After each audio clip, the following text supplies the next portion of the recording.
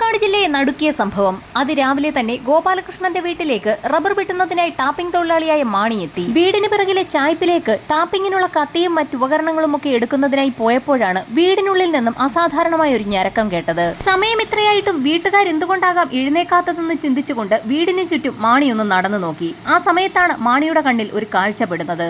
വീടിന് മുകൾ വശത്തെ ഓടുകൾ ഇളക്കിയ നിലയിലായിരുന്നു. കാഴ്ച കണ്ട മാണി തൊട്ടടുത്ത പറമ്പിൽ റബ്ബർ വെട്ടിക്കൊണ്ടിരുന്ന ആളുകളെയെല്ലാം അവിടേക്ക് വിളിച്ചു. വീടിനുള്ളിൽ നിന്ന് നേരിയൊരു ഞരക്കം നാട്ടുകാരും കേട്ടു. എത്ര കൊട്ടി വിളിച്ചിട്ടും വീട്ടുകാർ വാതിൽ തുറക്കാത്തതിനെ തുടർന്ന് എന്തോ പന്തികേട് തോന്നിയ നാട്ടുകാരിൽ ചിലർ ചായ്പിൽ നിന്നും ഒരു കോടാലി എടുത്തുകൊണ്ടുവന്ന് അതിന്റെ പിടി ഉപയോഗിച്ച് ജനൽ അടിച്ചു തുറന്നു. ജനൽപ്പാളി തുറന്ന് അകത്തേക്ക് നോക്കിയ നാട്ടുകാർ കണ്ടതാകട്ടെ ഞെട്ടിക്കുന്ന കാഴ്ച. പലരും ഒരു നോട്ടം മാത്രമേ നോക്കിയുള്ളൂ. മുറിക്കുള്ളിൽ കട്ടിലിൽ ഒരു സ്ത്രീ അസാധാരണമായ നിലയിൽ രക്തത്തിൽ കുളിച്ച് കമിഴ്ന്നു കിടക്കുന്നു. ആ സ്ത്രീയാണ് ഞരങ്ങുന്നത്. അപ്പോഴാണ് നാട്ടുകാർ മറ്റൊരു കാഴ്ച കണ്ടത്. ആ സ്ത്രീ കിടക്കുന്ന കട്ടിലിന് തൊട്ട് താഴെ തറയിലായി ഒരു പുരുഷരൂപവും രക്തത്തിൽ കുളിച്ച് അനക്കമില്ലാതെ കിടക്കുന്നു. നാട്ടുകാർ വിവരമറിയിച്ചതിനെ തുടർന്ന് ശ്രീകൃഷ്ണപുരം പോലീസ് സ്റ്റേഷനിൽ നിന്നും ഒരു സംഘം പോലീസുകാർ സംഭവസ്ഥലത്തെത്തുകയും വാതിൽ വെട്ടിപ്പൊളിച്ച് അകത്ത് കടക്കുകയും ചെയ്തു. രണ്ടുപേരുടെയും ശരീരം വെട്ടിമുറിച്ച നിലയിലായിരുന്നു. നേരിയ ഞരക്കമുണ്ടായിരുന്ന തങ്കമ്മ എന്ന സ്ത്രീയെ ഉടൻ തന്നെ പോലീസ് സംഘം ആംബുലൻസിൽ ഹോസ്പിറ്റലിലേക്ക് ഷിഫ്റ്റ് ചെയ്തു. ഗോപാലകൃഷ്ണന്റെയും തങ്കമ്മയുടെയും മരണവിവരം അപ്പോഴേക്കും കാട്ടുതീ പോലെ ആ നാട്ടിൽ പടർന്നിരുന്നു. പോലീസിന്റെ നിർദ്ദേശത്തെ തുടർന്ന് ഡോഗ് സ്ക്വാഡും ഫോറൻസിക് സംഘവും ഉടൻ തന്നെ സംഭവസ്ഥലത്തെത്തി. മൃതദേഹം വീടിനുള്ളിൽ കയറി മണത്തു നോക്കിയ പോലീസ് നായ ആ പ്രദേശത്തൊക്കെ ചുറ്റി നടന്നെങ്കിലും തെളിവിലേക്ക് നയിക്കുന്ന ഒന്നും തന്നെ കണ്ടെത്താനായില്ല. ഫോറൻസിക് സംഘം വീടിനുള്ളിൽ നിന്ന് ലഭിക്കാവുന്ന എല്ലാ ഫിംഗർ പ്രിന്റുകളും ശേഖരിച്ചു. മേൽക്കൂരയിലെ 2 ഓടുകൾ ഇളക്കി മാറ്റിയ നിലയിലായിരുന്നു. കഴിക്കോലിൽ നിന്നും ഒരു കയർ താഴേക്ക് കെട്ടി തൂക്കിയിട്ടിട്ടുണ്ട്. കയറിൽ തൂങ്ങിയ പ്രതി ഡൈനിങ് ഹാളിലെ മേശയിലേക്ക് ഇറങ്ങിയാണ് മുറിക്കുള്ളിൽ പ്രവേശിച്ചത്. അങ്ങനെയെങ്കിൽ അവിടെ ഒരു ഡൈനിങ് മേശ ഉണ്ട് എന്നുള്ള കാര്യം നേരത്തെ തന്നെ അറിവുള്ള ആളായിരിക്കാം പ്രതിയെന്ന് പോലീസ് നിഗമനത്തിലെത്തി. ആ വീടും പരിസരവും വീട്ടുകാരെയും നന്നായി അറിയുന്ന ഒരാളാണ് കൊലപാതകം നടത്തിയിരിക്കുന്നത്. ഫോറൻസിക് സംഘത്തിന്റെ വിശദമായ പരിശോധനയിൽ അപരിചിതരായ 7 പേരുടെ ഫിംഗർ പ്രിന്റുകളാണ് വീടിനുള്ളിൽ നിന്ന് കണ്ടെത്തിയത്. ഒരാളുടെ 5 വിരലടയാളങ്ങളും ബാക്കി 6 പേരുടെ ഓരോ വിരലടയാളവുമാണ് ഫിംഗർ പ്രിന്റ് ബ്യൂറോയ്ക്ക് ലഭിച്ചത്. 7ഓളം പേർ വീടിനുള്ളിലേക്ക് അതിക്രമിച്ച് കടന്നാണ് കൊലപാതകങ്ങൾ നടത്തിയിരിക്കുന്നതെന്ന് ഫോറൻസിക് സംഘം വിലയിരുത്തി. ഇൻക്വസ്റ്റ് നടപടികൾ പൂർത്തിയാക്കിയ ശേഷം ഗോപാലകൃഷ്ണന്റെ മൃതദേഹം മഞ്ചേരി മെഡിക്കൽ കോളേജിലേക്ക് പോസ്റ്റ്മോർട്ടത്തിനായി അയച്ചു. ഇതേസമയം SIയുടെ ഫോണിലേക്ക് ഒരു കോൾ എത്തി. നേരത്തെ ആശുപത്രിയിൽ അഡ്മിറ്റാക്കപ്പെട്ട തങ്കമ്മ മരിച്ചിരിക്കുന്നു. അച്ഛനും അമ്മയും ദുരൂഹ സാഹചര്യത്തിൽ മരണപ്പെട്ട കാര്യം അമേരിക്കയിലുണ്ടായിരുന്ന ഗോപാലകൃഷ്ണന്റെ മക്കൾ ആ നിമിഷമാണ് അറിയുന്നത്. മക്കളൊക്കെ അമേരിക്കയിലായതിനാൽ ആ വീട്ടിൽ ധാരാളം പണമുണ്ടെന്നുള്ള ഒരു സംസാരം പൊതുവെ ആ ചുറ്റുവട്ടത്തൊക്കെ ഉണ്ടായിരുന്നു. ഡിവൈഎസ്പിയുടെ നേതൃത്വത്തിൽ പോലീസ് സംഘം വിവിധ ടീമുകളായി തിരിഞ്ഞ് അന്വേഷണം ആരംഭിച്ചു. അതിന്റെ ആദ്യഘട്ടമായി സംഭവം നടന്ന ദിവസവും അതിന് തൊട്ടു മുൻപുള്ള ദിവസങ്ങളിലും ആ പ്രദേശത്തെ ടവർ ലൊക്കേഷനുകളിൽ ഉണ്ടായിരുന്ന മൊബൈൽ ഫോണുകൾ കേന്ദ്രീകരിച്ചുള്ള അന്വേഷണമാണ് ആരംഭിച്ചത്. ഇതോടൊപ്പം തന്നെ മറ്റൊരു കാര്യം കൂടി അന്വേഷിക്കാൻ സൈബർ സെല്ലിന് പോലീസ് നിർദ്ദേശം നൽകി. സംഭവം നടന്ന ദിവസമോ അതിന്റെ തൊട്ടടുത്തുള്ള ദിവസങ്ങളിലോ പ്രദേശത്തെ ടവർ ലൊക്കേഷനിലുള്ള സ്വിച്ച് ഓഫ് ആയ മൊബൈൽ ഫോണുകളുടെ വിവരങ്ങളും ടവർ ലൊക്കേഷൻ വിട്ട് പുറത്തേക്ക് പോയ മൊബൈൽ ഫോണുകളുടെ വിവരങ്ങളും ശേഖരിക്കണം. ഒരു സംഘം പോലീസുകാർ ഗോപാലകൃഷ്ണന്റെ അയൽവാസികളെയും പ്രദേശവാസികളെയും ഒക്കെ ചോദ്യം ചെയ്യാനും അവരെക്കുറിച്ചുള്ള വിവരങ്ങൾ ശേഖരിക്കാനും പുറപ്പെട്ടു. ബന്ധുക്കളുടെ സഹായത്തോടുകൂടി ഗോപാലകൃഷ്ണന്റെ വീട്ടിൽ നിന്ന് നഷ്ടമായ സാധനങ്ങളുടെ ലിസ്റ്റ് തയ്യാറാക്കുന്നതിനിടയിൽ ഭാര്യ തങ്കമണിയുടെ കഴുത്തിലുണ്ടായിരുന്ന 6 പവനിൽ കൂടുതൽ തൂക്കം വരുന്ന മാല കാണാനില്ല എന്നുള്ള ഒരു വിവരം പോലീസിന് കിട്ടി. വീടിനുള്ളിൽ നടത്തിയ വിശദമായ പരിശോധനയിൽ മറ്റ് സാധനങ്ങളൊന്നും തന്നെ മോഷണം പോയിട്ടില്ല എന്ന് വ്യക്തമായി. ആകെ ആ വീട്ടിൽ നിന്ന് നഷ്ടമായിരിക്കുന്നത് തങ്കമണിയുടെ കഴുത്തിൽ കിടന്ന 6.5 പവനോളം തൂക്കം വരുന്ന മാല മാത്രമാണ്. പോലീസ് അന്വേഷണം പുരോഗമിക്കുന്ന സാഹചര്യത്തിലാണ് പോസ്റ്റ്മോർട്ടം റിപ്പോർട്ട് പുറത്തുവരുന്നത്. തീർത്തും ഞെട്ടിപ്പിക്കുന്ന ഒരു റിപ്പോർട്ടായിരുന്നു അത്. മരണപ്പെട്ട ഗോപാലകൃഷ്ണന്റെ ശരീരത്തിൽ 80ലധികം വെട്ടുകളായിരുന്നു ഉണ്ടായിരുന്നത്. തങ്കമണിയുടെ ശരീരത്തിൽ 40ഓളം വെട്ടുകളും ഉണ്ടായിരുന്നു. മൂർച്ചയേറിയ ആയുധം കൊണ്ടാണ് വെട്ടി പരിക്കേൽപ്പിച്ചിരിക്കുന്നത്. ഇതിനു പുറമെ ഗോപാലകൃഷ്ണന്റെ തലയിൽ ശക്തിയേറിയ എന്തോ ആയുധം ഉപയോഗിച്ച് അടിച്ച് പരിക്കേൽപ്പിച്ചിട്ടുമുണ്ട്. തീർത്തും മനസാക്ഷിക്കുത്തില്ലാതെ അതിക്രൂരമായി കൊലപാതകം നടത്തുന്ന ഒരു സംഘം തന്നെയാകാം ഇതിനു പിന്നിലെന്ന് വിലയിരുത്തിയ പോലീസ് സംഘം സംഭവം നടന്ന ദിവസം ടവർ ലൊക്കേഷനിൽ സ്ഥിരം പ്രതികൾ ആരെങ്കിലും ഉണ്ടോ എന്നുള്ള അന്വേഷണം നടത്തുന്നതിനായി സൈബർ സെല്ലിനെ സമീപിച്ചു. ഇതോടൊപ്പം തന്നെ ഫോറൻസിക് സംഘത്തിന് ലഭിച്ച വിരലടയാളങ്ങൾ ഫിംഗർ പ്രിന്റ് ബ്യൂറോയിൽ ലിസ്റ്റ് ചെയ്യപ്പെട്ടിട്ടുള്ള പോലീസിന്റെ സ്ഥിരം കുറ്റവാളികളുടെ ഏതെങ്കിലും വിരലടയാളങ്ങളുമായി മാച്ച് ചെയ്യുന്നുണ്ടോ എന്നുള്ള പരിശോധന കൂടി ആരംഭിച്ചു. എന്നാൽ പോലീസിനെ തീർത്തും നിരാശപ്പെടുത്തുന്ന ഒരു റിപ്പോർട്ടായിരുന്നു പുറത്തു വന്നത്. സ്ഥിരം കുറ്റവാളികളുടെ ഫിംഗർ പ്രിന്റുകളുമായി യാതൊരു ബന്ധവും ക്രൈം സീനിൽ നിന്ന് ലഭിച്ച ഫിംഗർ പ്രിന്റുകൾക്കില്ലായിരുന്നു. ഇതിൽ നിന്ന് സ്ഥിരം കുറ്റവാളികളല്ല കൊലപാതകങ്ങൾക്ക് പിന്നിലെന്ന് പോലീസിന് മനസ്സിലായി. കൊല്ലപ്പെട്ട ഗോപാലകൃഷ്ണനെയും കുടുംബത്തെക്കുറിച്ചുമുള്ള കൂടുതൽ വിവരങ്ങൾ ബന്ധുക്കളിൽ നിന്നും പോലീസ് സംഘം ചോദിച്ചറിഞ്ഞു. ഒരു സാധാരണ കുടുംബമായിരുന്നു ഗോപാലകൃഷ്ണന്റേത്. ചെയ്യാവുന്ന ജോലികളൊക്കെ ചെയ്ത് മക്കളെ നന്നായി പഠിപ്പിച്ചു വളർത്തി അവരെ അമേരിക്കയിലേക്ക് അയച്ചു. മക്കൾക്ക് ജോലി ലഭിച്ച ശേഷമായിരുന്നു ആ വീട് നല്ലൊരു സാമ്പത്തിക സ്ഥിതിയിലേക്ക് എത്തിയത്. ഏതാനും നാളുകൾക്ക് മുൻപ് അവിടെ ഒരു സ്ഥലം വാങ്ങുന്നതിനായി ഗോപാലകൃഷ്ണൻ അഡ്വാൻസ് കൊടുത്ത വിവരവും നാട്ടുകാർക്കൊക്കെ അറിയാമായിരുന്നു. പ്രദേശവാസികളെയും ബന്ധുക്കളെയും സുഹൃത്തുക്കളെയും ഒക്കെ ചോദ്യം ചെയ്യാൻ വിളിച്ചു വരുത്തുന്നതിനിടയിൽ അവരറിയാതെ തന്നെ അവരുടെ ഫിംഗർ പ്രിന്റുകളും പോലീസ് സംഘം ശേഖരിച്ചിരുന്നു. എന്നാൽ അവരുടെ ആരുടെയും ഫിംഗർ പ്രിന്റുകൾ ക്രൈം സീനിൽ നിന്ന് ലഭിച്ച ഫിംഗർ പ്രിന്റുകളുമായി മാച്ച് ചെയ്യാത്ത സാഹചര്യത്തിൽ പോലീസ് സംഘം ആകെ നിരാശരായി. പ്രതികളിലേക്കെത്തുന്ന ഒരു ലീഡും നാട്ടുകാരെയോ ബന്ധുക്കളെയോ ചോദ്യം ചെയ്തതിൽ നിന്നും പോലീസിന് ലഭിച്ചില്ല. എങ്കിലും ലോക്കൽ പോലീസ് അന്വേഷണവുമായി മുൻപോട്ട് പോയി. പ്രദേശവാസിയായ ഒരു ഗോപാലകൃഷ്ണനെ പോലീസ് സംശയിക്കുന്നതിനെ തുടർന്ന് അയാളെ നിരന്തരം പോലീസ് സ്റ്റേഷനിലേക്ക് വിളിച്ചു വരുത്തുകയും ചോദ്യം ചെയ്ത് വിട്ടയക്കുന്നത് പതിവായിരുന്നു. അയാൾക്ക് ഈ കുറ്റകൃത്യവുമായി യാതൊരു ബന്ധവുമില്ല എന്ന് എത്ര ആവർത്തിച്ച് പറഞ്ഞിട്ടും പോലീസ് ചോദ്യം ചെയ്യൽ തുടർന്നതോടുകൂടി ഒരു ദിവസം ഗോപാലകൃഷ്ണൻ ആത്മഹത്യക്ക് ശ്രമിച്ചു. കണ്ണക്കുറിശി കൊലപാതകത്തിൽ പോലീസ് സംഘം നിരപരാധികളെ ക്രൂശിക്കുന്നു എന്നുവരെ വാർത്ത പത്രത്തിൽ വന്നു. ലോക്കൽ പോലീസിന്റെ അന്വേഷണത്തിൽ കാര്യമായ പുരോഗതിയില്ല എന്ന് മനസ്സിലാക്കിയ ഗോപാലകൃഷ്ണന്റെ മക്കൾ അമേരിക്കയിൽ നിന്നും തിരിച്ചെത്തുകയും മന്ത്രിമാരെയും MLA-മാരെയും അടക്കം കണ്ട് പരാതി പറയുകയും ചെയ്തു. അങ്ങനെ സർക്കാർ കേസന്വേഷണം ലോക്കൽ പോലീസിൽ നിന്നും ക്രൈംബ്രാഞ്ചിലേക്ക് മാറ്റി. ശ്രീജിത്ത് IPSന്റെ നേതൃത്വത്തിൽ മിടുക്കരായ ഒരു സംഘം പോലീസുകാരെ അന്വേഷണത്തിനായി നിയോഗിച്ചു. ഈ കേസുമായി ബന്ധപ്പെട്ട് ലോക്കൽ പോലീസ് വളരെയധികം വിവരങ്ങളായിരുന്നു ശേഖരിച്ചിരുന്നത്. എന്നിട്ടും ലോക്കൽ പോലീസിന് എവിടെയാണ് വഴി തെറ്റിയതെന്നായിരുന്നു ക്രൈംബ്രാഞ്ചിന്റെ അന്വേഷണം. ലോക്കൽ പോലീസ് തയ്യാറാക്കിയ റിപ്പോർട്ടിൽ ഈ കേസുമായി ബന്ധപ്പെട്ട് 35ഓളം ആളുകളെ സംശയിക്കുന്നതായും അതിനുള്ള കാരണങ്ങളും വിശദമായി തന്നെ രേഖപ്പെടുത്തിയിരുന്നു. ആ 35 പേരെയും നേരിൽ കണ്ട് ക്രൈംബ്രാഞ്ച് സംഘം ചോദ്യം ചെയ്തെങ്കിലും അവർക്കാർക്കും ഈ കൊലപാതകവുമായി യാതൊരു ബന്ധവുമില്ല എന്ന് മനസ്സിലായി. അടുത്തതായി മൊബൈൽ ടവർ ലൊക്കേഷനുകൾ കേന്ദ്രീകരിച്ച് ലോക്കൽ പോലീസ് നടത്തിയ അന്വേഷണ റിപ്പോർട്ടായിരുന്നു ക്രൈംബ്രാഞ്ച് സംഘം പരിശോധിച്ചത്. സംഭവം നടന്നതിന് ശേഷം ടവർ ലൊക്കേഷനിൽ നിന്ന് മാറിപ്പോയ മൊബൈൽ ഫോൺ കേന്ദ്രീകരിച്ചുള്ള അന്വേഷണത്തിലും ക്രൈംബ്രാഞ്ച് സംഘത്തിന് ഒന്നും കണ്ടെത്താനായില്ല. ഒന്നിലധികം പേർ ചേർന്ന് നടത്തിയ കൊലപാതകമാണെങ്കിൽ ഫോണിലെങ്കിലും അവർ പരസ്പരം ബന്ധപ്പെടേണ്ടതാണ്. അത് മാത്രവുമല്ല, പ്രൊഫഷണൽ കുറ്റവാളികളാണെങ്കിൽ അവർ ആ വീട്ടിലെ അലമാരികൾ മുഴുവൻ അരിച്ചു പറക്കി മറ്റ് സാധനങ്ങൾ കൂടി കൊണ്ടുപോകേണ്ടതായിരുന്നു. ഇവിടെ നഷ്ടമായിരിക്കുന്നത് തങ്കമണിയുടെ ഒരു മാല മാത്രമാണ്. അത് മാത്രവുമല്ല, തങ്കമണിയുടെയും ഭർത്താവിന്റെയും ശരീരത്തിൽ വെട്ടേറ്റ നിരവധി പാടുകളുമുണ്ട്. കൊലപാതകങ്ങൾ സ്ഥിരമാക്കിയ ഒരു കുറ്റവാളിയായിരുന്നുവെങ്കിൽ ഇരയെ കീഴ്പ്പെടുത്തുന്നതിനായി 1-2 വെട്ട് മർമ്മമറിഞ്ഞ് വെട്ടേണ്ട ആവശ്യമേ ഉള്ളൂ. ഇവിടെ മറിച്ചാണ് സംഭവിച്ചിരിക്കുന്നത്.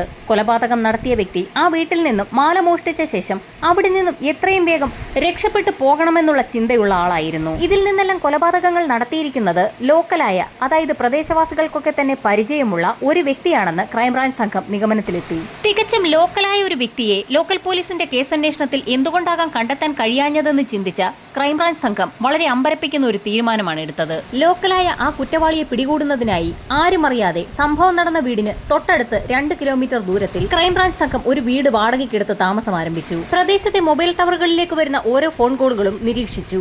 രഹസ്യ പോലീസ് സംഘം ഇടവേളകളിൽ ആവർത്തിച്ച് പരിസരവാസികളുടെ മൊഴി എടുത്തുകൊണ്ടേയിരുന്നു. എല്ലാവരും പറഞ്ഞ മൊഴിയിൽ തന്നെ ഉറച്ചു നിന്നപ്പോൾ പരിസരവാസിയായ രാജേന്ദ്രൻ എന്നൊരു വ്യക്തി മാത്രം പറയുന്ന കാര്യങ്ങളിലൊക്കെ എന്തോ ചില വൈരുദ്ധ്യങ്ങളുണ്ടെന്ന് പോലീസ് സംഘത്തിന് മനസ്സിലായി.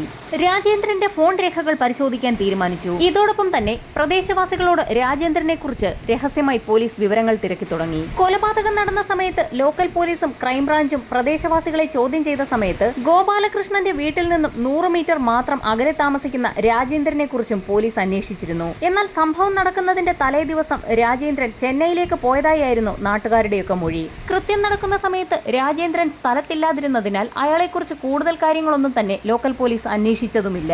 രാജേന്ദ്രന്റെ മൊബൈൽ ഫോൺ കേന്ദ്രീകരിച്ചുള്ള അന്വേഷണത്തിൽ എന്തോ ചില പൊരുത്തക്കേടുകളൊക്കെ പോലീസിന് തോന്നി. കൃത്യം നടക്കുന്നതിന്റെ തലേ ദിവസം മുതൽ സ്വിച്ച് ഓഫ് ആയ രാജേന്ദ്രന്റെ മൊബൈൽ ഫോൺ 36 മണിക്കൂറിന് ശേഷം ചെന്നൈയിലെ ഒരു ലോഡ്ജിലാണ് ഓൺ ആയതായി കണ്ടെത്തിയിരിക്കുന്നത്. പ്രദേശത്തെ വീടുകൾ കേന്ദ്രീകരിച്ച് രാജേന്ദ്രനെ കുറിച്ച് പോലീസ് കൂടുതൽ വിവരങ്ങൾ ശേഖരിക്കുന്നതിനിടയിലാണ് കൊല്ലപ്പെട്ട ഗോപാലകൃഷ്ണന്റെ അയൽവാസിയായ ഒരു സ്ത്രീ ചില നിർണായക വിവരങ്ങൾ പോലീസിന് കൈമാറുന്നത്. സംഭവം നടക്കുന്ന കാലയളവിൽ രാജേന്ദ്രൻ ഒരു വാടക വീട്ടിലായിരുന്നു താമസം. കൊലപാതകം നടക്കുന്നതിന്റെ തൊട്ട് തലേ ദിവസം ചെന്നൈയിലേക്കെന്ന് പറഞ്ഞ് വാടക വീട്ടിൽ നിന്നും ഉടമയെ താക്കോലേൽപ്പിച്ച ശേഷം രാജേന്ദ്രൻ ഇറങ്ങി. താൻ ചെന്നൈയിലേക്ക് പോവുകയാണെന്ന് രാജേന്ദ്രൻ വീട്ടുടമയോട് പറഞ്ഞപ്പോൾ അദ്ദേഹം തന്റെ ബൈക്കിൽ അയാളെ തൊട്ടടുത്തുള്ള ജംഗ്ഷനിൽ എത്തിക്കുകയും ചെയ്തു. ഈ സമയത്താണ് പാലക്കാട്ടേക്കുള്ള പ്രൈവറ്റ് ബസ് അതുവഴി കടന്നു വന്നത്. ജംഗ്ഷനിലുണ്ടായിരുന്ന പ്രദേശവാസിയായ ശോഭ എന്ന സ്ത്രീ പാലക്കാട്ടേക്കുള്ള ബസ്സിൽ കയറുന്നത് കണ്ട് രാജേന്ദ്രനും പിന്നാലെ കയറി. അയൽവാസിയായതിനാൽ തന്നെ രാജേന്ദ്രനെ ശോഭയ്ക്ക് പരിചയമുണ്ട്. ശോഭയ്ക്കൊപ്പം ബസ്സിൽ കയറിയ രാജേന്ദ്രൻ താൻ ചെന്നൈയിലേക്ക് പോവുകയാണെന്നും ശോഭയുടെ ബസ് ടിക്കറ്റ് കൂടി എടുത്തു നൽകാമെന്നും ശോഭയോട് പറഞ്ഞു. എന്നാൽ തന്റെ ടിക്കറ്റ് താൻ നേരത്തെ തന്നെ എടുത്തു എന്ന് ശോഭ അറിയിച്ചു. ഏകദേശം ഉച്ചയോടുകൂടി ഒലവക്കോട് റെയിൽവേ സ്റ്റേഷനിൽ ഇറങ്ങിയ രാജേന്ദ്രൻ ശോഭയോട് യാത്ര പറഞ്ഞ് ബസ്സിൽ നിന്നിറങ്ങി റെയിൽവേ സ്റ്റേഷന്റെ ഉള്ളിലേക്ക് നടന്നു. രാജേന്ദ്രൻ പോകുന്നത് ശോഭ കണ്ടിരുന്നു. എന്നാൽ 2:30-ക്കുള്ള ട്രെയിനിൽ രാജേന്ദ്രൻ അന്ന് ചെന്നൈയിലേക്ക് പോയിരുന്നില്ല. ഉച്ചതിരിഞ്ഞ് 2:08-ന് ഫോൺ ഓഫ് ആകുമ്പോൾ ടവർ ലൊക്കേഷൻ 4 കിലോമീറ്റർ ഇപ്പുറത്തുള്ള പാലക്കാട് നഗരത്തിലായിരുന്നു. പിന്നീട് ഫോൺ ഓണാകുന്നത് 36 മണിക്കൂറിന് ശേഷം ചെന്നൈയിലെ ലോഡ്ജിലും. പരിസരവാസികളുടെ കോൾ ഡേറ്റകൾ പരിശോധിക്കുന്നതിനിടയിൽ തികച്ചും യാദൃശ്ചികമായായിരുന്നു രാജേന്ദ്രന്റെ കോൾ ഡേറ്റയും പോലീസിന്റെ ശ്രദ്ധയിൽപ്പെട്ടത്. ഫോൺ ഓഫായിരുന്ന 36 മണിക്കൂറുകൾ അയാൾ എന്ത് ചെയ്യുകയായിരുന്നു, എവിടെയായിരുന്നു എന്നൊന്ന് അന്വേഷിക്കാൻ പോലീസ് സംഘം തീരുമാനിച്ചു. രാജേന്ദ്രന് മേൽ പോലീസിന് സംശയം തോന്നാൻ മറ്റൊരു കാരണം കൂടിയുണ്ടായിരുന്നു. കൊല്ലപ്പെട്ട ദമ്പതിമാരുടെ മക്കളുടെ മൊഴിയെടുത്ത സമയത്ത് പോലീസിന് ചില നിർണായക വിവരങ്ങൾ ലഭിച്ചിരുന്നു. അച്ഛന്റെയും അമ്മയുടെയും കൊലപാതകം നടക്കുന്ന സമയത്ത് വിദേശത്തായിരുന്ന ആ മക്കൾ കൊലപാതകത്തെക്കുറിച്ചുള്ള കൂടുതൽ വിവരങ്ങളൊക്കെ അന്വേഷിക്കുന്നതിന്റെ ഭാഗമായി തങ്ങളുടെ അയൽവാസിയും വളരെ അടുത്ത സുഹൃത്തുമായ രാജേന്ദ്രനുമായി ഫോണിൽ ബന്ധപ്പെട്ടപ്പോൾ വളരെ മോശം സമീപനമായിരുന്നു അയാളുടെ ഭാഗത്തു നിന്നും ഉണ്ടായത്. തനിക്ക് കൊലപാതകത്തെക്കുറിച്ചൊന്നും അന്വേഷിച്ചു നടക്കാൻ സമയമില്ല എന്ന അയാളുടെ മറുപടി മക്കളിൽ തീർത്തും അമ്പരപ്പുളവാക്കിയിരുന്നു. എന്നാൽ ഇത്തരം സംശയങ്ങളുടെ പേരിൽ അയാൾ കുറ്റവാളിയാണോ എന്ന് തീർത്ത് തീരുമാനിക്കാൻ പോലീസിന് കഴിയുമായിരുന്നില്ല. രാജേന്ദ്രനെ ചോദ്യം ചെയ്യാൻ തീരുമാനിച്ച പോലീസ് സംഘം നോട്ടീസ് നൽകി അയാളെ സ്റ്റേഷനിലേക്ക് വിളിപ്പിച്ചു. ചോദ്യം ചെയ്യലിൽ കൊല നടക്കുന്ന സമയത്ത് താൻ ചെന്നൈയിലായിരുന്നു എന്നുള്ള കാര്യം ഉറപ്പിച്ചു തന്നെ അയാൾ പോലീസിനോട് പറഞ്ഞു. ഇതിനിടയിൽ രാജേന്ദ്രന്റെ ഫിംഗർ പ്രിന്റുകളും അയാൾ അറിയാതെ തന്നെ പോലീസ് സംഘം ശേഖരിച്ചു. ചോദ്യം ചെയ്യലിൽ പ്രത്യേകിച്ചൊന്നും ലഭിക്കാത്ത സാഹചര്യത്തിൽ സംഘം അയാളെ വിട്ടയച്ചു. ശേഷം വിരലടയാളം വിശദമായ പരിശോധനയ്ക്കായി ഫിംഗർ പ്രിന്റ് ബ്യൂറോയിലേക്ക് അയച്ചു. രാജേന്ദ്രനെ കുറിച്ച് വിശദമായി അന്വേഷിക്കുന്നതിന്റെ ഭാഗമായി ഒരു സംഘം പോലീസുകാർ ചെന്നൈയിലേക്കും പുറപ്പെട്ടു. ചെന്നൈ കേന്ദ്രീകരിച്ചുള്ള അന്വേഷണം നടക്കുന്നതിനിടയിലാണ് ഫിംഗർ പ്രിന്റ് ബ്യൂറോയിൽ നിന്നും പോലീസിന് ഒരു കോൾ എത്തിയത്. പ്രതി രാജേന്ദ്രൻ തന്നെ എന്ന് ഉറപ്പിച്ചിരുന്ന പോലീസിനെ തീർത്തും ഞെട്ടിക്കുന്ന ചില വിവരങ്ങളായിരുന്നു ഫിംഗർ പ്രിന്റ് ബ്യൂറോയിൽ നിന്ന് ലഭിച്ചത്. രാജേന്ദ്രന്റെ വിരലടയാളവും കൊലപാതകം നടന്ന സമയത്ത് വീടിനുള്ളിൽ നിന്നും കണ്ടെത്തിയ 12 വിരലടയാളങ്ങളുമായി മാച്ച് ചെയ്യുന്നുണ്ടായിരുന്നില്ല. ക്രൈംബ്രാഞ്ച് സംഘത്തിന്റെ എല്ലാ പ്രതീക്ഷകളും നഷ്ടമായി. രാജേന്ദ്രൻ അല്ലെങ്കിൽ പിന്നെ കൃത്യം നടത്തിയത് ആര് എന്ന ചോദ്യം ഉയർന്നു. ഈ സമയത്താണ് ചെന്നൈയിലേക്ക് പുറപ്പെട്ട അന്വേഷണ സംഘത്തിന് ചില നിർണായക വിവരങ്ങളൊക്കെ ലഭിക്കുന്നത്. ചെന്നൈയിൽ നിന്നും ഞെട്ടിക്കുന്ന 2 സംഭവങ്ങളായിരുന്നു അന്വേഷണ സംഘം കണ്ടെത്തിയത്. ഏതാനും വർഷങ്ങൾക്ക് മുൻപ് ചെന്നൈയിൽ രാജേന്ദ്രൻ ജോലി ചെയ്തുകൊണ്ടിരിക്കുന്ന ചായക്കടയ്ക്ക് സമീപത്ത് ദമ്പതികൾ തലക്കടിയേറ്റ് മരിച്ചിരുന്നു. അന്നും രാജേന്ദ്രനെ പോലീസ് ചോദ്യം ചെയ്തെങ്കിലും ഒരു തെളിവും ലഭിക്കാത്ത സാഹചര്യത്തിൽ അയാളെ വിട്ടയക്കുകയും ചെന്നൈ പോലീസിന്റെ തുടരന്വേഷണത്തിൽ പ്രതികളെ കണ്ടെത്താൻ കഴിയാത്ത സാഹചര്യത്തിൽ ആ കേസ് അവസാനിപ്പിക്കുകയും ചെയ്തിരുന്നു.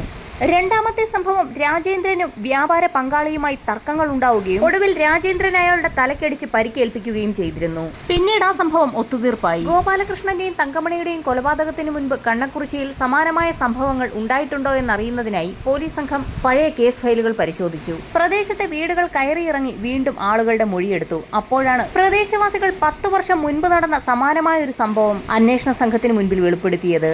കൊല്ലപ്പെട്ട ഗോപാലകൃഷ്ണന്റെയും രാജേന്ദ്രന്റെയും ഒക്കെ വീടിരിക്കുന്ന സ്ഥലത്ത് നിന്നും ഏകദേശം 200 മീറ്റർ അകലെ കോമളം എന്ന സ്ത്രീയും കുടുംബവും താമസിച്ചിരുന്നു.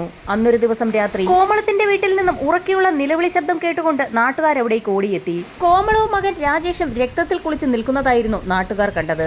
സംഭവം അറിഞ്ഞ് സ്ഥലത്തെത്തിയ പോലീസ് സംഘത്തിന്റെ അന്വേഷണത്തിൽ മുറ്റത്തെ വാട്ടർ ടാങ്കിൽ ചാരി വെച്ചിരുന്ന കോണിയെടുത്ത് പുരപ്പുറത്ത് കയറിയ കള്ളൻ ഓടിളക്കി ഹാളിലെ ഡൈനിങ് ടേബിളിലേക്ക് ഇറങ്ങി ഹാളിൽ ഉറങ്ങിക്കിടക്കുകയായിരുന്ന കോമളത്തിന്റെയും മകൻ രാജേഷിന്റെയും തലയിൽ ശക്തമായി അടിച്ച് പരിക്കേൽപ്പിക്കുകയും ചെയ്തതായി കണ്ടെത്തി. അടിയേറ്റ് തറയിൽ വീണ കോമളത്തിന്റെയും മകൻ രാജേഷിന്റെയും കഴുത്തിൽ കിടന്ന സ്വർണ്ണമാലകൾ കവർന്ന കള്ളൻ അവിടെ നിന്ന് സ്ഥലം വിട്ടു. അന്ന് ലോക്കൽ പോലീസ് നടത്തിയ അന്വേഷണത്തിലും രാജേന്ദ്രനെയും അമ്മയെയും ചോദ്യം ചെയ്തെങ്കിലും പ്രത്യേകിച്ച് അവരിലേക്ക് ചൂണ്ടുന്ന തെളിവുകളൊന്നും ലഭിച്ചില്ല. വർഷങ്ങൾക്ക് ശേഷം ആ കേസ് തെളിവില്ലാത്തതിന്റെ പേരിൽ എങ്ങുമെത്താതെ ക്ലോസ് ചെയ്യുകയും ചെയ്തു.